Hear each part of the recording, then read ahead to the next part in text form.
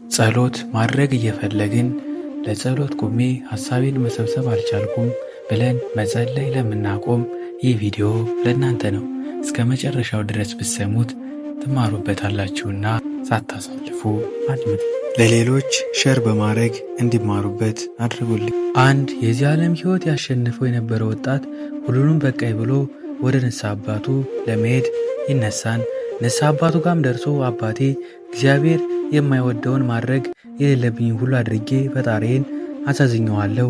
አሁን ግን ሁሉም በቃኝ፣ መንጻት ነው የምፈልገው ይላቸዋል። እሳቸውም እግዚአብሔር ማሪ አምላክ ነው፣ ልጄ ያለፈው አልፏን፣ በላሁን ከዛሬ ጀምሮ ማታ ማታ መጽሐፍ ቅዱስ አንብብ ብለው ከሌሎች ትእዛዛት በተጨማሪ ይህን ያዙታል።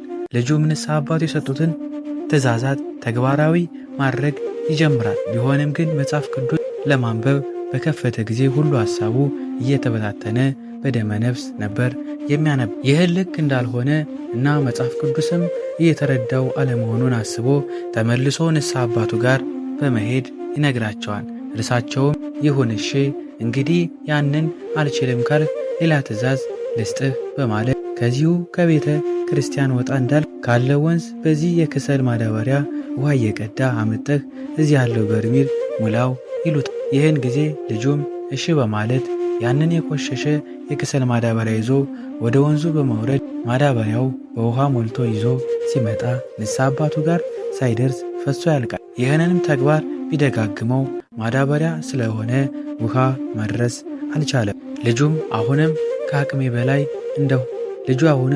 በላይ እንደሆነ ሲረዳ ንስሐ አባቱ ጋር ተመልሶ ይሄዳል። አባቴ በማዳበሪያው ውሃ ብሞላም ከእዛ እዚህ እስክደርስ ፈሶ ያልቃል፣ በርሜሉ ልሞላው አልቻልኩም ይላቸዋል። ንስሐ አባቱም ይህን ጊዜ አየህ ልጄ፣ በማዳበሪያው ውሃው አምጠህ መሙላት አልቻልክም፣ ነገር ግን ልብ ያላልከው የከሰል ማዳበሪያው መጀመሪያ ስሰጥህ በጣም ቆሻሻ ነበር። ውሃ ውስጥም እየሞላህ ለማምጣት በሞከር ቁጥር ግን ማዳበሪያው አጥበህ እንዴት እንዳጸዳኸው ተመልከት። አንተ ማመላለስክን እንጂ በምታመላልሰው ሰዓት የቀየርከውን አላየህም። እግዚአብሔርም መጽሐፍ ቅዱስ በምታነብበት ሰዓት በአንተ ሕይወት ላይ በዚህ መልኩ ይሰራን። መጽሐፍ ቅዱስ ለማንበብ ቁጭ ባልኩት እግዚአብሔር ከኃጢአትህ ከጭንቀትህ ከሁሉም እያነጻ ይሄዳን።